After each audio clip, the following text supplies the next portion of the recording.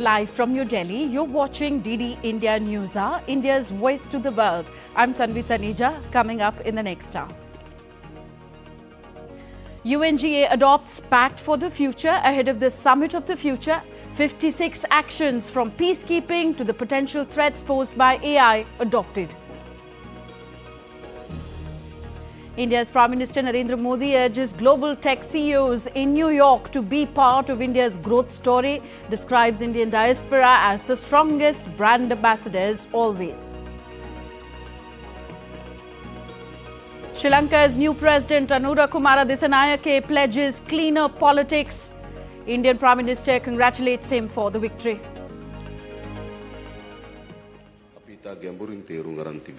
We have a deep understanding that we have got a challenging country. Our politics must be cleaner than this. There is a need for a political culture that people expect.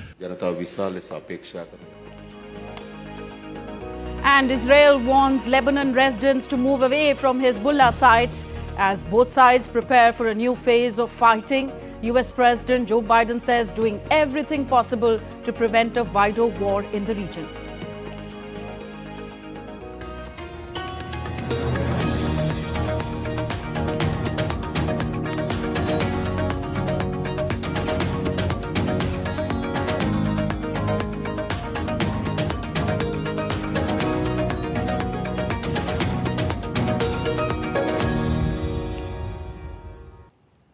World leaders adopted the Pact for the Future as the Summit of the Future opened at the United Nations headquarters in New York. The Pact covers 56 themes, including peace and security, sustainable development, climate change, and the transformation of global governance. The Pact for the Future is the UN's master plan for tackling challenges that lie ahead of humanity. It also promises to accelerate efforts to attain the Sustainable Development Goals, which aim for the eradication of extreme poverty by 2030. Nous avons ouvert la porte. Il nous incombe désormais à toutes et à tous de la franchir, car il ne s'agit pas seulement de s'entendre, mais aussi d'agir. Et aujourd'hui, je vous mets au défi de passer à l'action, de mettre en œuvre le pacte pour l'avenir en privilégiant le dialogue et la négociation, en mettant fin aux guerres qui déchirent le monde et en réformant la composition et les méthodes de travail du Conseil de sécurité. Indian Prime Minister Narendra Modi's address in the Summit of the Future at the United Nations will take centre stage on day 3 of his visit. World leaders are expected to deliberate on course correction to make sustainable development for all a reality. DD India's Shubhendu Ghosh brings us more. On day 3 of Prime Minister Narendra Modi's visit to the United States, focus would be on the Summit of the Future at the United Nations. Prime Minister Narendra Modi will present India's vision on sustainable tomorrow. At the heart of the summit lies the idea that 21st century challenges require 21st century solutions. It is a recognition that the world has fallen behind in meeting its targets, from sustainable development goals to mitigating climate change. Global institutions have failed to evolve and reform. Regional conflicts threaten global peace. Earlier on Sunday, UN General Assembly adopted a Pact for the Future, which the UN Secretary General Antonio Guterres described as a landmark agreement that is a step change towards more effective, inclusive and network multilateralism. The Pact covers themes including peace and security, global governance, sustainable development, climate change, digital cooperation, human rights, gender, youth and future generations. Given how failed development targets disproportionately impact poor and developing countries, all eyes will be on how Prime Minister Modi articulates the concerns of the Global South. Shubhendu Ghosh for DD India in New York. Earlier on the second day of his US visit, Prime Minister Narendra Modi met a host of industry leaders ranging from semiconductors to electronics to biotechnology giants, where they discussed the potential and opportunities India has to offer. He also held bilaterals with the Prime Minister of Nepal, Palestinian President Mahmoud Abbas and the Prince of Kuwait. DD India's Amritpal Singh brings us more from New York. On the second day of his three-day visit to the United States, the Prime Minister engaged with CEOs of 15 top American companies. Among those who took part in the CEO roundtable were CEO Adobe Shantanu Narayan, CEO Google Sundar Pichai, and CEO IBM Arvind Krishna, among others. Taking to X, the Prime Minister said, "I had a fruitful roundtable with tech CEOs in New York discussing aspects relating to technology, innovation and more. Also highlighted the strides made by India in this field. I'm glad to see immense optimism towards India." The Prime Minister has been focused on transforming India with his Digital India vision. He pushed us to continue making in India, designing in India. We are proud to now make our Pixel phones manufactured in India. He is really thinking about how AI can transform India in a way that benefits the people of India. He challenged us to think about applications in healthcare, education, agriculture, and he's also thinking about the infrastructure of India. Prime Minister stated to me that he wants to make India energy independent. He wants to rapidly grow clean energy in the country. And meeting was for clean energy. Prime Minister is a very bright man. He picks up things. He's very bright. I mean, he understands the issues. He understands the challenges. And I think that he gets it. Prime Minister also held bilateral meetings with Palestinian President Mahmoud Abbas in New York. Prime Minister reiterated India's support for early restoration of peace and stability in the region. Prime Minister Modi also met with Sheikh Sabah Khalid Al Hamad Al Sabah, the Crown Prince of Kuwait. They discussed cooperation in sectors like pharma, food processing, technology and energy. Prime Minister also met with Nepal's Prime Minister KP Sharma Oli and discussed ways to cooperate in areas of energy, technology and trade. On Saturday, Prime Minister Modi, in his meeting with US President Joe Biden, had welcomed new private sector cooperation on emerging technologies. Earlier in the day, addressing the diaspora at Long Island, the Prime Minister had said that Bharat doesn't wait for opportunities, it creates them. No wonder then, global tech companies are only interested in investing and engaging with India. With cameraman Sumit Nodel, this is Amritpal Singh for DD India in New York. Prime Minister Narendra Modi's day 2 of the US visit had begun with his address to the Indian diaspora at the Nassau Coliseum in New York. An electrifying gathering of over 16,000 people gave the Indian Prime Minister a warm and magnificent welcome. Prime Minister Modi highlighted India's resolve to become Viksit Bharat, a developed country by 2047, and the invaluable role the Indian diaspora plays in cementing bilateral ties with the United States. A leader and his ecstatic admirers, rise of India on the global stage, celebration of India and Indian diaspora. It was a historic day for the Indian diaspora members in Nassau County in New York as they accorded a memorable welcome to Prime Minister Narendra Modi. The Nassau Coliseum reverberated with thundering applause on several occasions as Prime Minister Modi recounted the remarkable rise of India and the Indian diaspora on the global stage. Prime Minister Narendra Modi said, "India is now the land of opportunities. It doesn't wait for opportunities anymore. In fact, it creates them." Bharat आज land of opportunities है,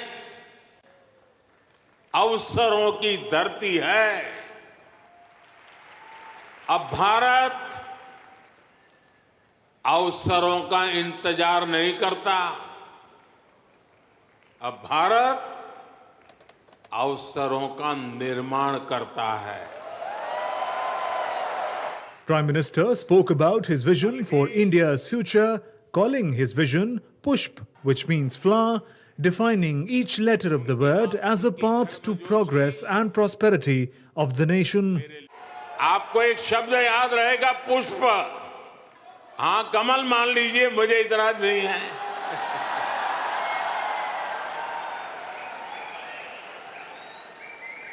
पुष्प, और मैं पुष्प को define करता हूं, P for progressive Bharat, U for unstoppable Bharat, S for spiritual Bharat, H for humanity first को समर्पित Bharat, P for prosperous Bharat, यानी पुष्प. The Indian Prime Minister also said that for the world, AI stands for artificial intelligence, but he believes AI also represents the America-India spirit. मैं मानता हूं कि AI का मतलब है American, Indian,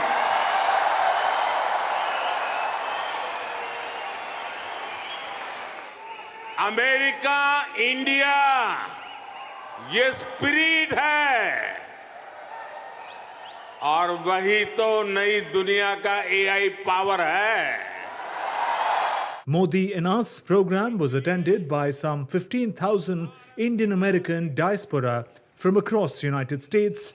A mini India was created in the stadium as performers showcased the cultural diversity of India amidst jubilant audience members.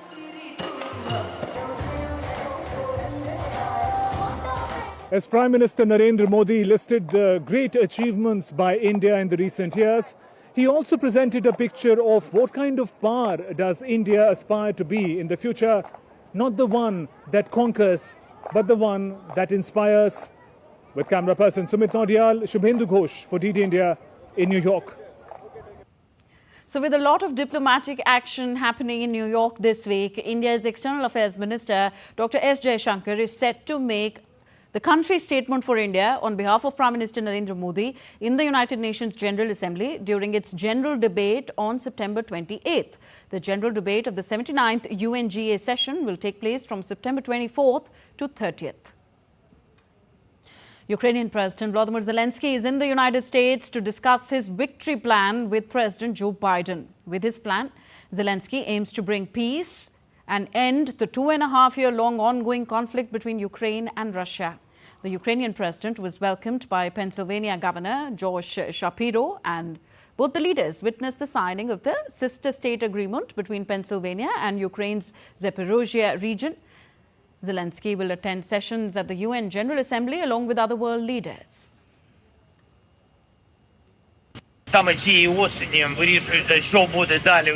We need peace on the terms provided by the peace formula, on the terms provided by the UN Charter. We will do everything to achieve that, get weapons to defend our independence and our people, deploy diplomacy to consolidate our partner support and force Russia into peace.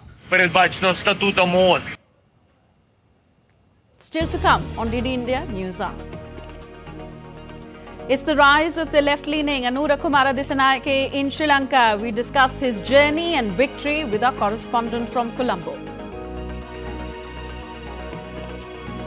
And Donald Trump says there would be no further debates as Kamala Harris gains ground according to TV network polls.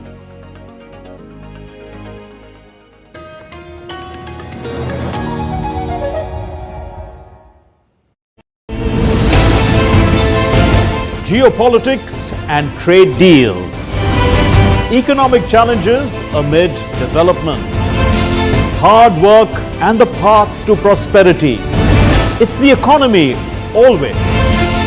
Between walkers, money is what money does and says. Supply creates its own demand. Between the bulls pulls and bears tears.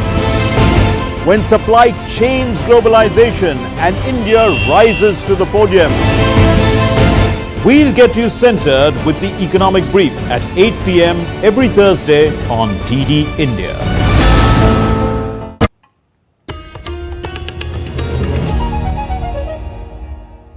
Welcome back. You're watching DD India News Hour. I am Tanvi Taneja. So, National People's Power leader Anura Kumara Dissanayake was sworn in as the 9th Executive President of Sri Lanka on Monday. India's Prime Minister Narendra Modi has congratulated Anura Kumara Dissanayake for his victory in the Sri Lankan presidential elections. In a post on X, Prime Minister Narendra Modi wrote, "Congratulations to Anura Kumara Dissanayake on his victory in the Sri Lankan presidential elections.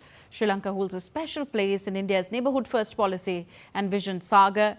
He said he looks forward to working closely with him to further strengthen their multifaceted cooperation for the benefit of their peoples and the entire region. Responding to the Indian Prime Minister's post, Dissanayake pledged to engage in collaborative efforts for the benefit of the region. In a post, he said, and I quote Anura, "Thank you, Prime Minister Modi, for your kind words and support. I share your commitment to strengthening the ties between our nations. Together we can work towards enhancing cooperation for the benefit of our peoples and the entire region." Unquote. President of the India-Sri Lanka Society and Vice President of the Indian CEOs Forum, Kishore Reddy, congratulated Lanka's new president and hoped that Dissanayake would take his country to newer heights. I would like to congratulate His Excellency Anura Kumara Dissanayake as he takes over oath as the 9th Executive President of Sri Lanka. It is for the people of Sri Lanka to choose, and the people have spoken and made everybody proud in making democracy the biggest winner, not just in having a peaceful election, but for a very smooth transition. As neighbors and as civilizational twins of the same culture, we always wish Sri Lanka the best. And all our wishes are with President Dissanayake and his team for a speedy economic recovery and in taking Sri Lanka to new heights. So, after years of turmoil in the island nation, National People's Power leader Anura Kumara Dissanayake was sworn in as the 9th Executive President of Sri Lanka. In his inaugural address on Monday, the leftist alliance leader Dissanayake assured his dedication to uphold and strengthen democracy, acknowledging the challenges that lie before his government. More details in our next report.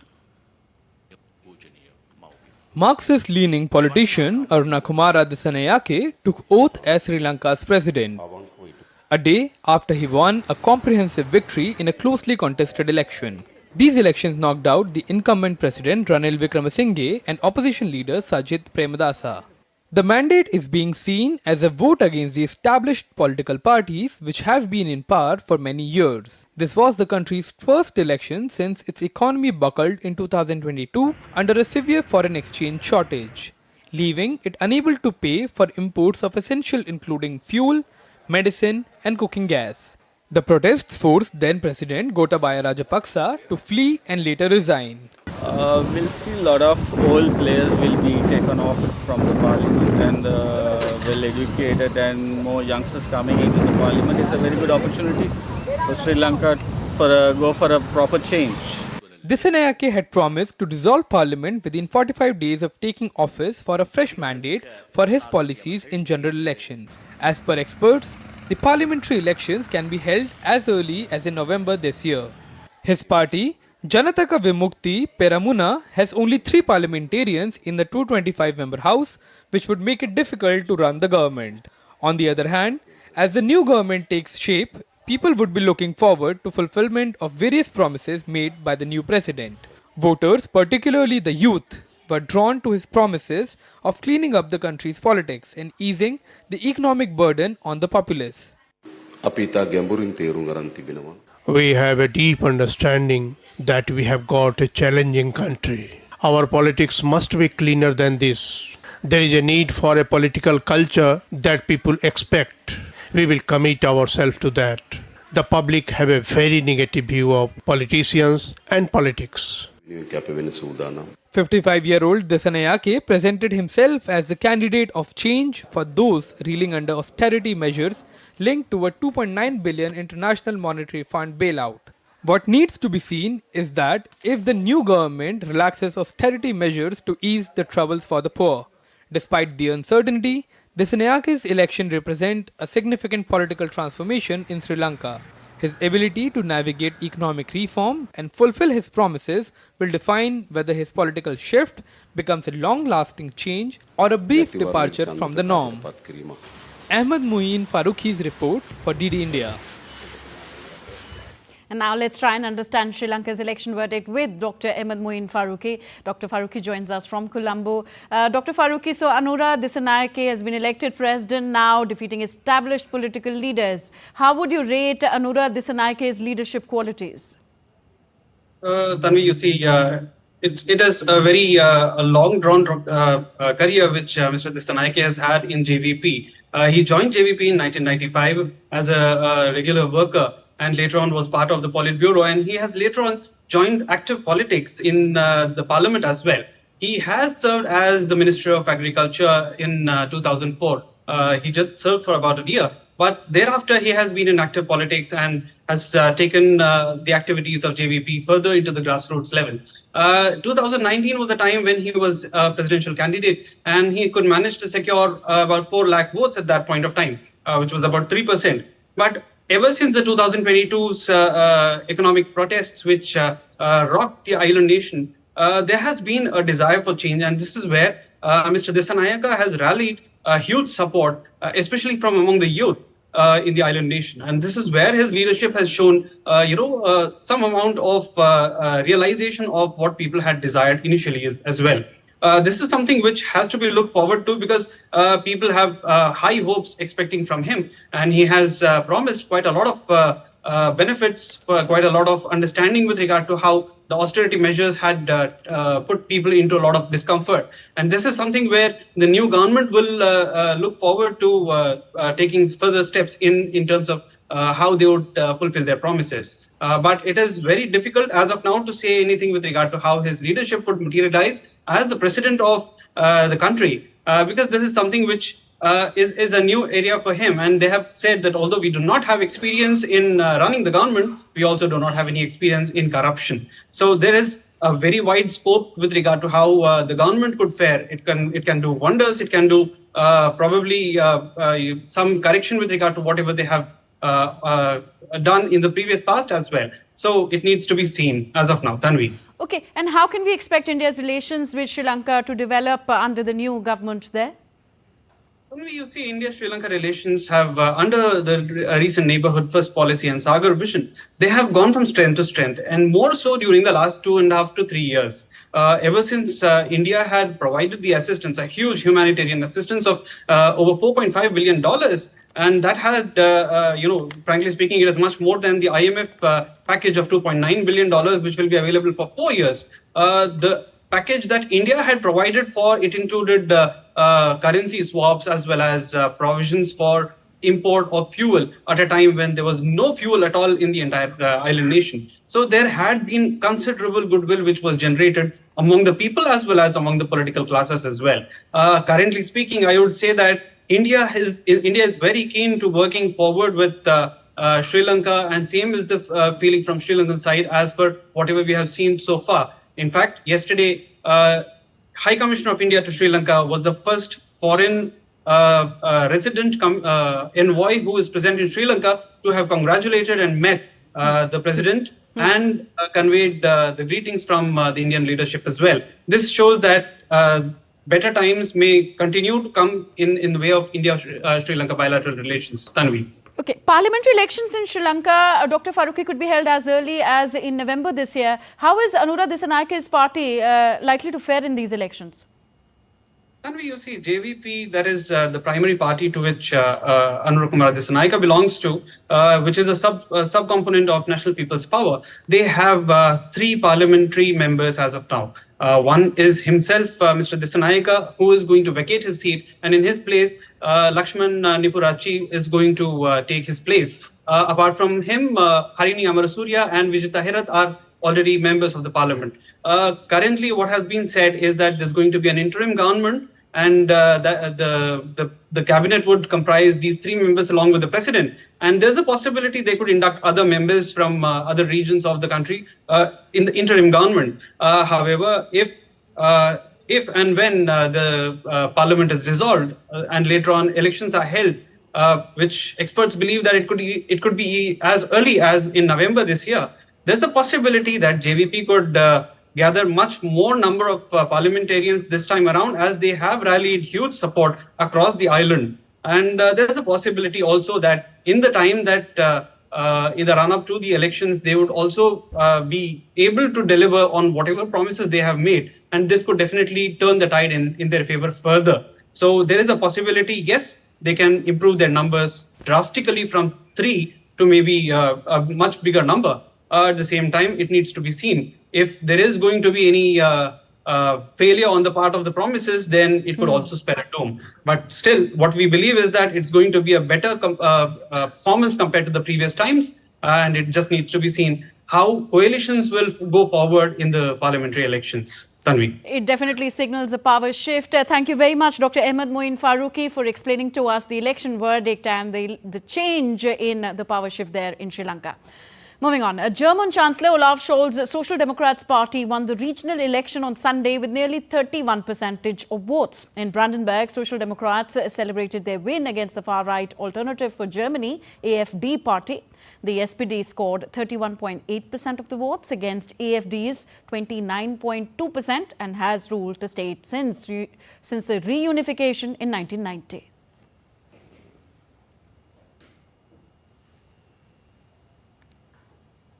In großen Teilen und in ihrem Gesamtwesen offen rechtsextrem. When an openly, in big parts, and overall openly right-wing extremist party in our state scores around 30% of votes, it's hugely alarming for all of us, for all Democrats, for everyone who stands up for freedom, openness and tolerance. Despite all the pride we feel today due to the good result, we must take this seriously. We must continue the debate after this election campaign. Brandenburg only has a chance if Brandenburg remains a liberal-minded and tolerant state. Diese Auseinandersetzung auch nach dem Wahlkampf intensiv weiterführen.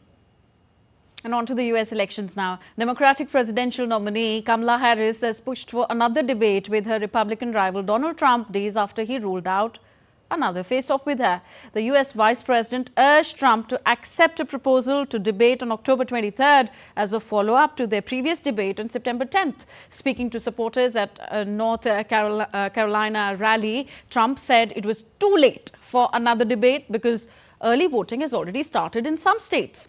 Meanwhile, Harris plans to roll out a new set of economic policies that aim to help Americans build wealth.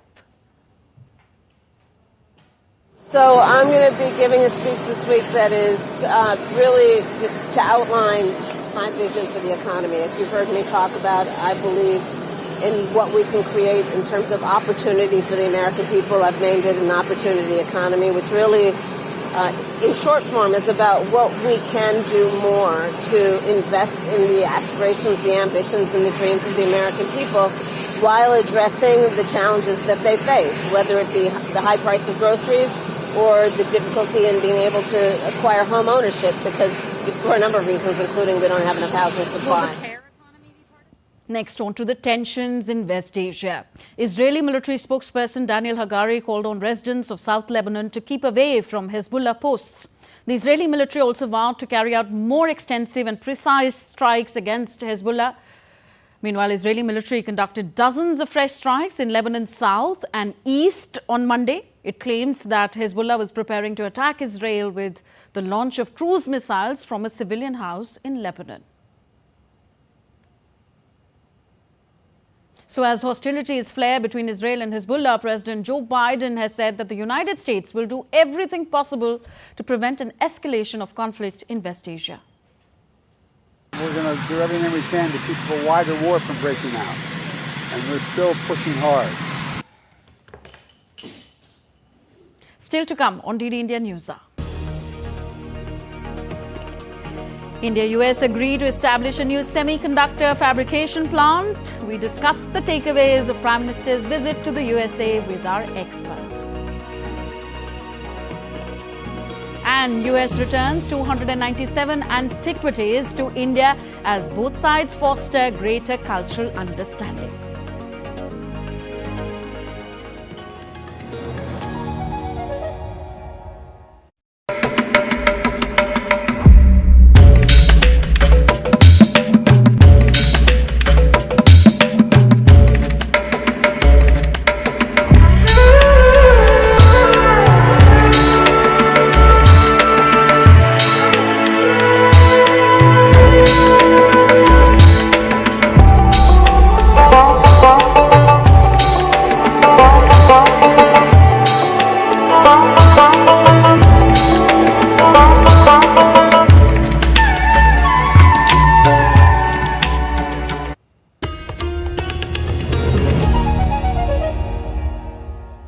Welcome back. You're watching the India News Hour. I'm Tanvi Taneja. A quick look at the headlines we're tracking at this hour.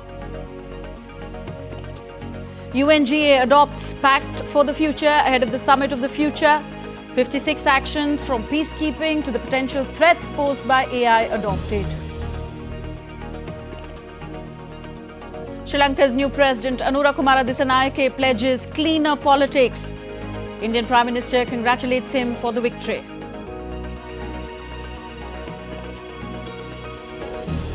Israel warns Lebanon residents to move away from Hezbollah sides as both sides prepare for a new phase of fighting. US President says doing everything possible to prevent a wider war. So going back to our top story, India's Prime Minister Narendra Modi has highlighted India's growth story to the tech CEOs in New York. And to understand this, we are now joined by Meera Shankar, former Indian ambassador to the USA. She joins us from Greater Noida. Welcome, ma'am.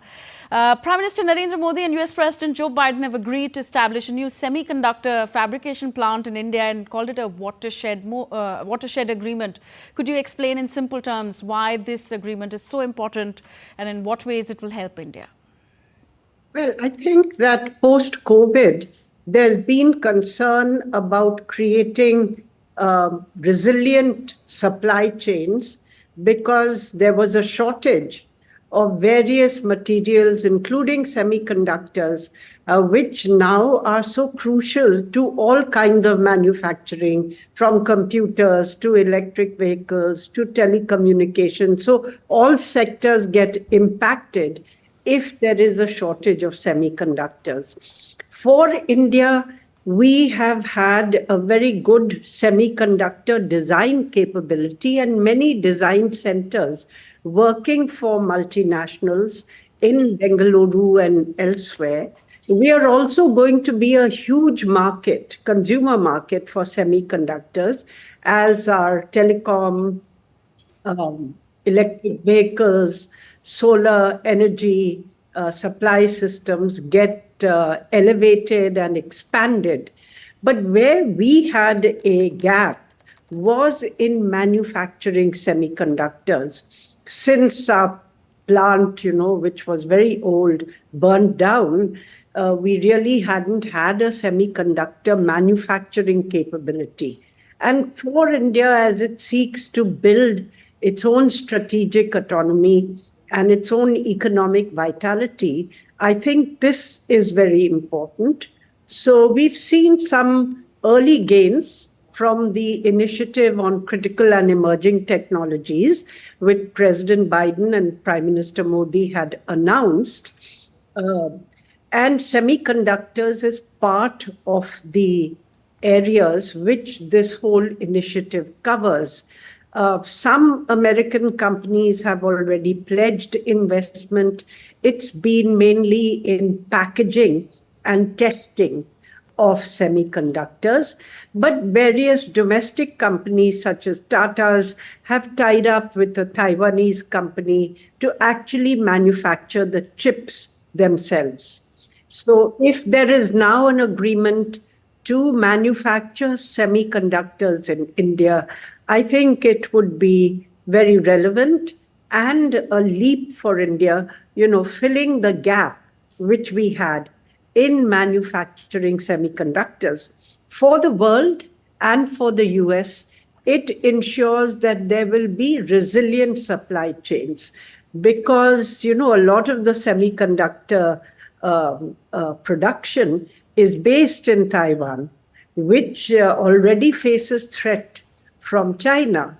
So I think for the US to diversify supply chains and sources of semiconductor supply will be important, and India can certainly play a role in this process. Ma'am, Prime Minister Modi also interacted with top tech leaders and CEOs of the USA in New York.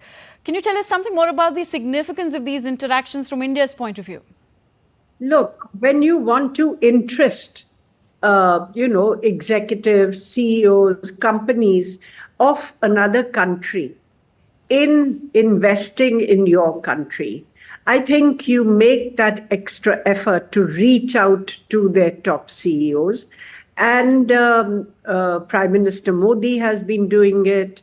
Prime Minister Manmohan Singh also used to do it, because most of them want to see that there is a commitment from the highest level to facilitate their investment if they are considering it, or in cases where they are not considering it, to spark an interest in doing so.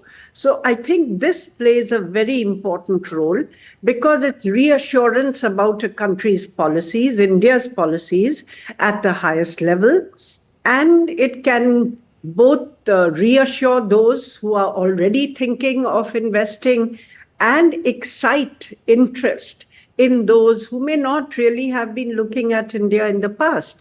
And I think this new India-US technological partnership that we are now seeing expanding to areas of artificial intelligence, quantum computing, semiconductors, 6G and beyond telecommunications, space, cybersecurity.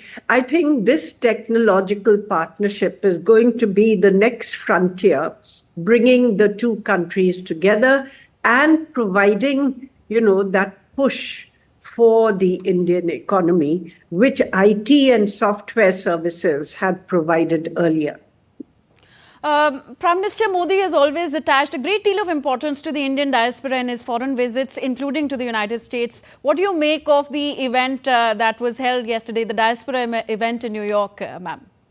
Well, they are very enthusiastic, certainly, about attending these diaspora events. And it goes to show that the Indian American community likes to keep its links with India. They have played a very important role in bringing India and America together. In the 60s, hardly anybody in the US knew about India. Now, most Americans would have attended some big fat Indian wedding, from the Indian American community. And they actually, if you go to any university campus in the US, you will see that mathematics departments, engineering departments, business management departments, economics departments are, the areas where Indian Americans are very prominent. Many are deans of their departments, many are vice chancellors of universities, and in many other walks of life. We've seen in politics, you've had two governors of Indian origin in America, Nikki Haley and Bobby Jindal. You've had Kamala Harris, part Indian, as a vice president, and she is now a candidate for the presidency. So Indian Americans have begun participating very actively in American politics, in fact, disproportionately to their numbers, because the community itself is not so large in America as to make a substantial difference to voting patterns. It's concentrated in New Jersey, New York, Houston, California, and it's little,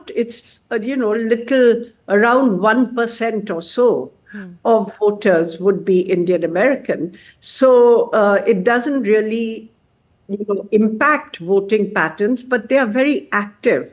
And they also support parties, politically, financially. So they play an important role in US politics.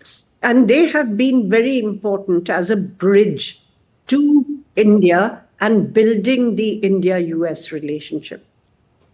And the announcement of 2 new Indian consulates being opened in the United States, in Boston and in Los Angeles. What does this say for India-US ties, especially people-to-people ties between the two countries? It says that the relationship is very broad-based. It's not limited to government. It is not limited to business, but it encompasses people on both sides who want to travel, go to the other country.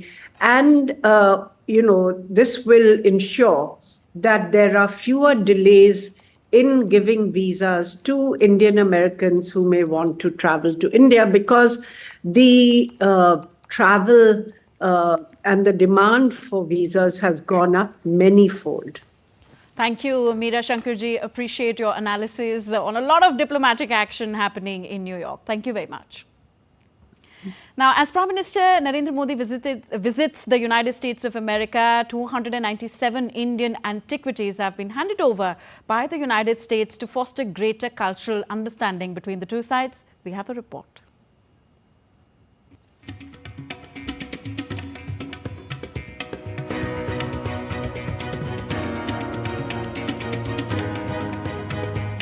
During the visit of the Prime Minister Sri Narendra Modi to the United States from 21st to 23rd September 2024, the United States has handed over 297 pieces of Indian antiquities. Some of these antiquities include a 3rd to 4th century CE terracotta vase from Eastern India depicting seated and standing figures in 2 tiers, 5th to 6th century CE sandstone sculpture from North India depicts Buddha standing holding his robe in Abhay Mudra. 17th to 18th century CE bronze idol from Eastern India shows 4-armed Vishnu on a lotus pedestal. Large copper anthropomorphic figure with folded hands from North India dating to 2000 to 1800 BCE. 17th to 18th century CE bronze idol from South India depicting a Jain Tirthankara standing on a pedestal. 10th to 11th century CE sandstone figure from Central India of a female in Tribhanga with a crown and ornaments. 1st century BC, 1st century CE South Indian limestone of a turbaned male, 2 females and an elephant rider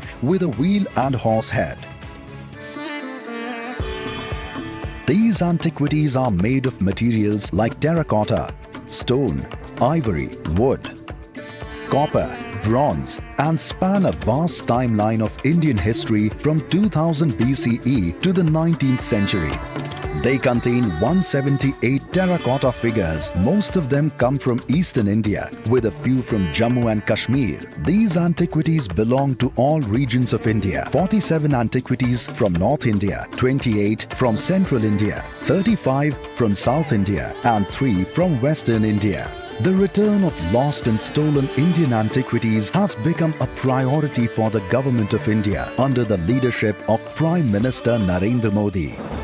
Since 2014, 345 antiquities have returned to India from around the world, of which 281 were returned from the United States of America between 2016 and 2023. The return of antiquities by the US side is in keeping with the larger objective of the two governments to bring their people closer and foster deeper cultural understanding.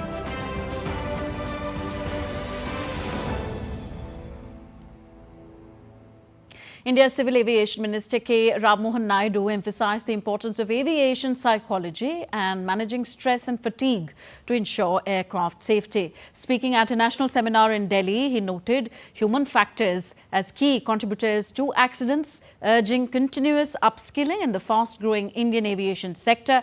With over 1,200 planes on order, Naidu called for enhanced training in both technical and cognitive skills for aviation personnel. We see that even in the Western countries, they are also having a specific division of aviation psychology. And it is an emerging space right now. And considering the human errors that have been taking place, I also feel that it is important to have it in our country also. It is in a very budding stage. So we would request the cooperation of all the airliners and everyone so that we can collectively address this aviation psychology. Next, we take a look at more stories making news in India. The 10th Commonwealth Parliamentary Association CPA India Region Conference has started in the capital New Delhi on Monday. Lok Sabha Speaker Om Birla delivered the opening address to the gathering. The two-day conference is being hosted by the Indian Parliament and is being attended by speakers and deputy speakers of legislatures from states and union territories. The theme of the conference is the role of legislative bodies in the attainment of sustainable and inclusive development. India's Union Minister Bhupendra Yadav has congratulated the Territorial Army for registering a world record of planting over 5 lakh saplings in an hour in the western state of Rajasthan. The drive was held under Prime Minister's Ek Ped Maa Ke Naam campaign, that is one tree in the name of your mother, and TA's Bhagidari and Zimmedari program. The event witnessed active participation from multiple stakeholders and was held simultaneously at 7 district locations across the city of Jaisalmer. And the Agra-Varanasi Vande Bharat Express began its operations on Monday on the Agra to Varanasi route in the North Indian state of Uttar Pradesh. The 8-coach train will cover a distance of 551 kilometers between the two cities in 7 hours. The train will run on 6 days of the week except on Fridays. It is believed that this will give a boost to overall tourism in the state. You're with us on DD India News Hour, still to come on the show. Historic double for India in Chess Olympiad with gold wins in both men's and women's category. Team Europe clinched 5th Lava Cup with a 13-11 victory over Team World. And Lapata Ladies, India's official entry for Oscars 2025.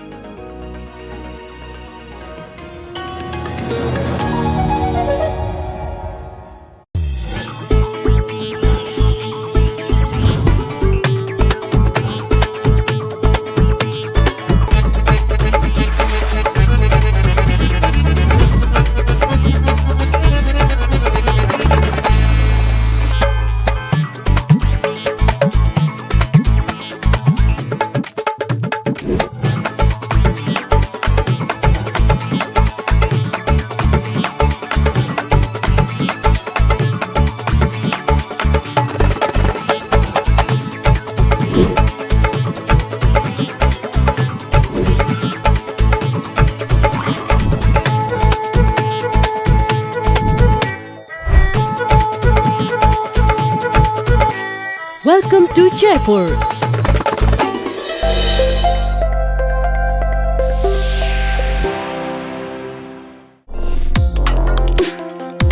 Complex issues, hidden agendas, twists and turns, strategic games.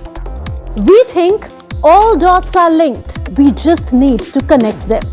Join me every week as I connect the dots to unravel hidden designs in statecraft, mysteries, and decode issues that matter to you. Watch Connecting the Dots with me at these times on DD India.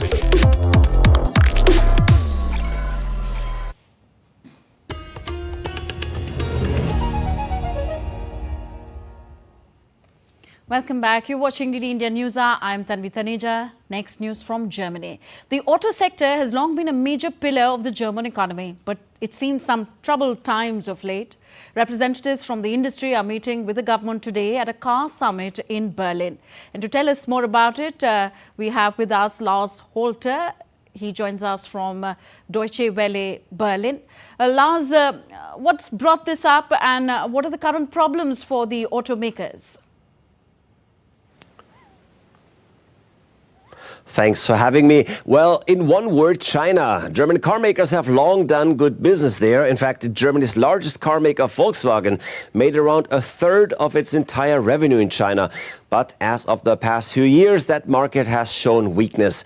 There's an economic crisis in China. Cars aren't selling as much as they used to. And there's domestic competition too. As a matter of fact, Volkswagen used to be the #1 car brand in China, and it's long lost that position as Chinese brands gained market share. BYD, NIO, Great Wall, the Chinese have invested heavily in their auto sector. Now, they focus entirely on electric cars. They're technology leaders, working on autonomous driving, and not to forget, their cars are being sold a lot cheaper than imports. That is, of course, due to generous subsidies Beijing has been paying. So German and other international car makers have fallen behind. Lars, also tell us, what is the German government about to do to help strengthen the auto sector?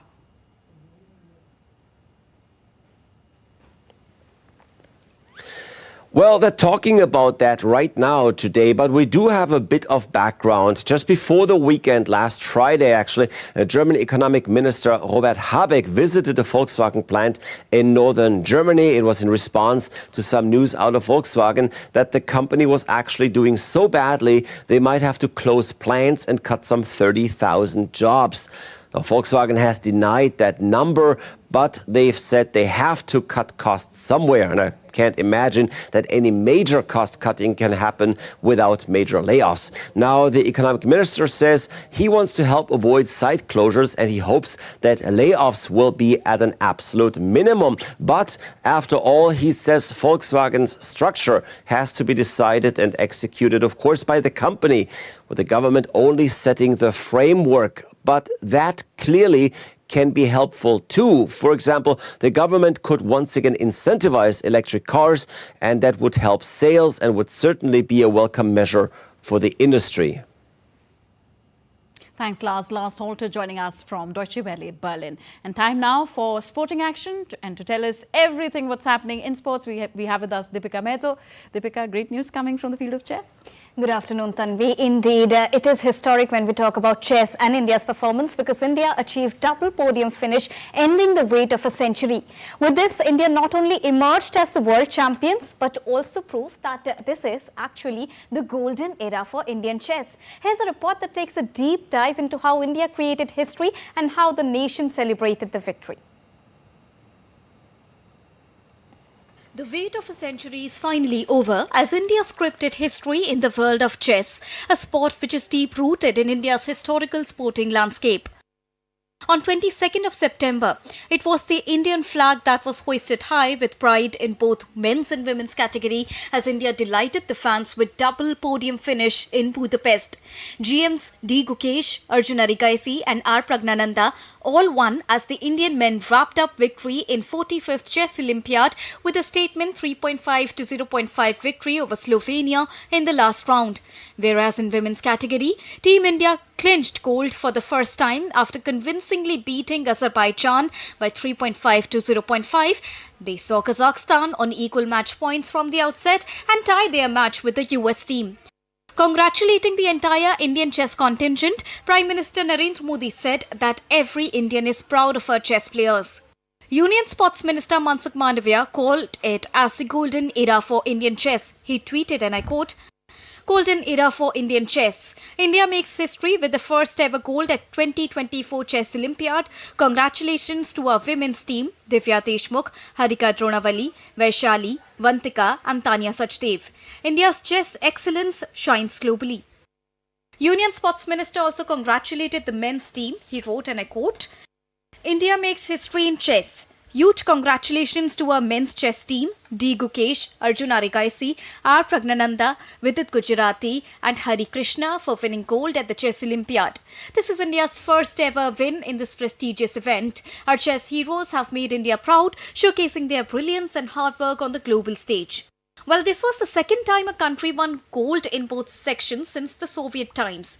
The Soviet Union had a dominant run of double golds between 1980 and 1986, a streak that was interrupted by the Hungarian women's team led by the Polgar sisters who claimed gold in 1988 and 1990 ahead of the still existing Soviet Union. China did so in 2018 and now India scripted history in 2024 with double gold medals at the international event. Sports Desk, DD India. On to tennis now. Carlos Alcaraz's straight-set victory led Team Europe to victory at the Laver Cup in Berlin. Team's top-ranked player Alcaraz defeated American Taylor Fritz, securing 3 points to secure 5th title for Team Europe. Team Europe started the day at 4-8 deficit before making a comeback courtesy of Alcaraz and Casper Ruud, who triumphed in the day's opening doubles match over Ben Shelton and Francis Defoe. Though Daniil Medvedev lost a tough battle against Shelton, local hero Alexander Zverev kept Team Europe's hopes alive by squeezing out a victory over TFO in another Laver breaker. In soccer, John Stones scored a dramatic equaliser deep into stoppage time to rescue Manchester City from defeat against Arsenal in a chaotic and controversial 2-2 draw at the Etihad Stadium. City took the lead through Erling Haaland's 100th goal for the club, but Arsenal turned the game around before half-time. Ricardo Califoras equalised after City's talisman, Rodri, was forced off injury, and Gabriel headed Arsenal in front just before the break. Controversy struck when Prasar was sent off for a second yellow card, while City's Jeremy Doku avoided punishment for a similar offence. Now, despite relentless pressure from City in the second half, Arsenal triumphed after a brilliant display from goalkeeper David Raya. The game ended in a draw, courtesy of last-minute heroics from John Stones. So those were the top highlights for the hour. Back to you, Tanvi. Thank you, Deepika, for tracking all the sporting action for us. And finally, a story that should interest Indian cinema buffs. Kiran Rao's directorial venture Lapata Ladies is India's official entry for the 97th Oscars. Produced by renowned actor Amir Khan, the Hindi film is about two well-defined, powerful women characters. It was chosen for India's representation in the Academy Award category for the Best Foreign Film. It was chosen from a list of 29 Indian films.